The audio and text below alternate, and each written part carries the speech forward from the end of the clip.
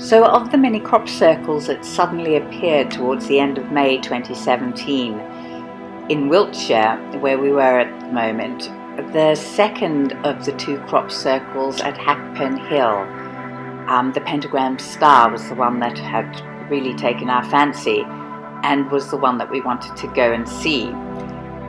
It was probably in our naivety and to our greatest surprise, having only ever seen crop circles on the internet and watched videos, was that we really thought there was going to be a lot of people there and that it would be signposted, and we would find a way of getting to it with great ease, and that it would be very obvious where it was. We had no idea just how opposite in reality to what we were thinking it would actually be. Before actually going, I decided to do all of my research and make sure that we would not be trespassing anywhere. I located the fields, as in this picture. These are before the crops had grown. I located the fields following the Mr. Gyro video footage that is on the crop circle connector, and to the best of my ability mapped out where exactly we'd have to drive to and where I thought it would be. And we did, and it was only about 10 minutes from where we were staying.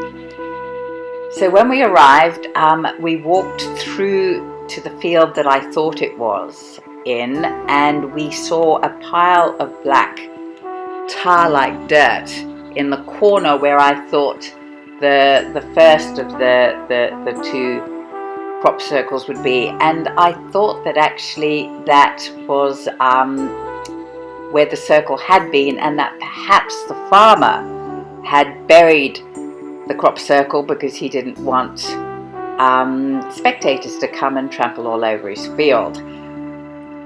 Having done my research about the farmer who owns these fields, I thought that would not be the case, because he's a fourth generation farmer and a very keen wildlife photographer, and has actually been the inspiration and worked quite hard to establish wildlife sanctuaries in the area. So I thought, no, that didn't sound like that would be Mr. White's way of doing things.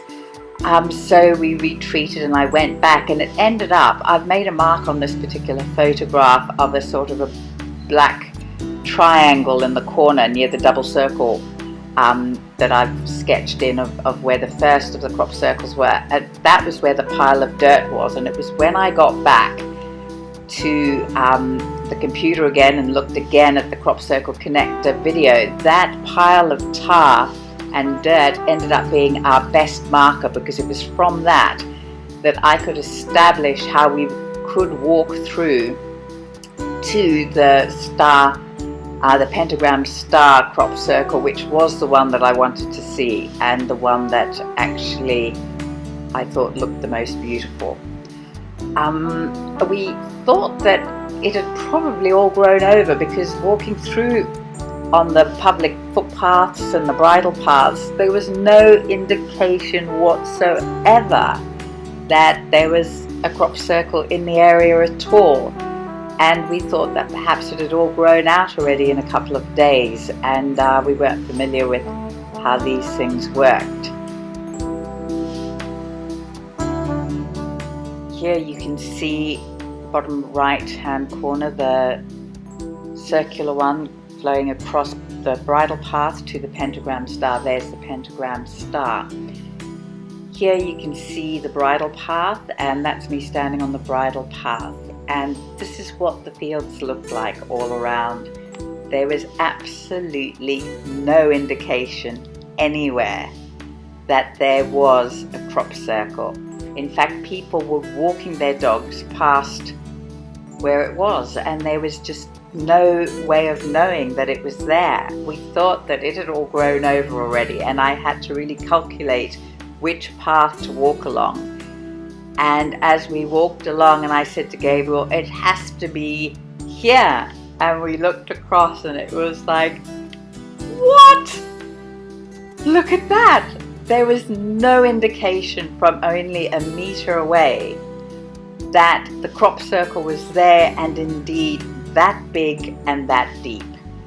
So here I'm standing with my shoes on, but for the most part we took our shoes off because it's indicated that the crop is not hurt by the formation of the crop circle. Indeed, the crop is still harvestable and matures. We tread very lightly into it, and we actually returned.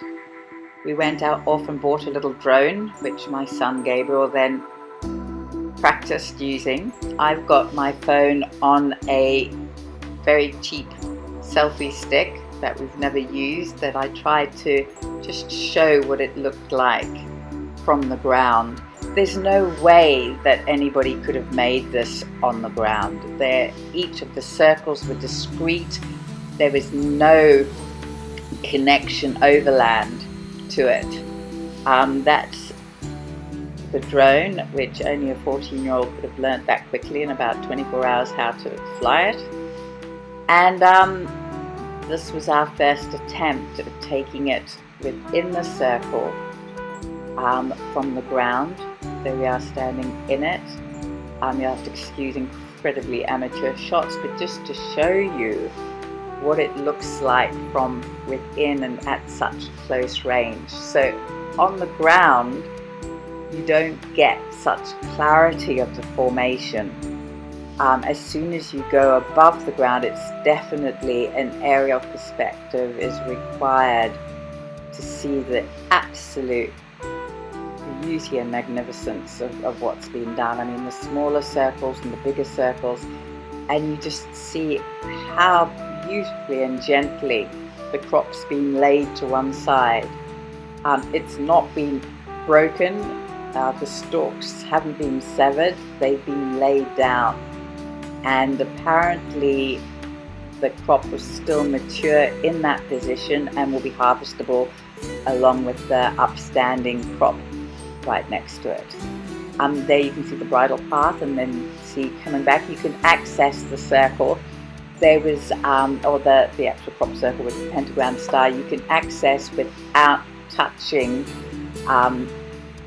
the crop or being not on a particular path. We made sure that we could enter the crop circle using a path, and we made sure that we did not harm one ear of wheat.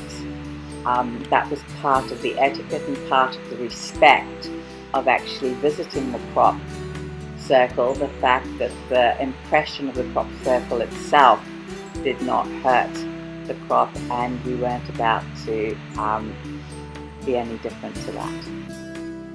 It was a wonderful experience, and it took a lot of effort and tenacity to find, and it was so worth it. Highly recommended, and tread very gently. This is a sacred sight and experience, and well worth it.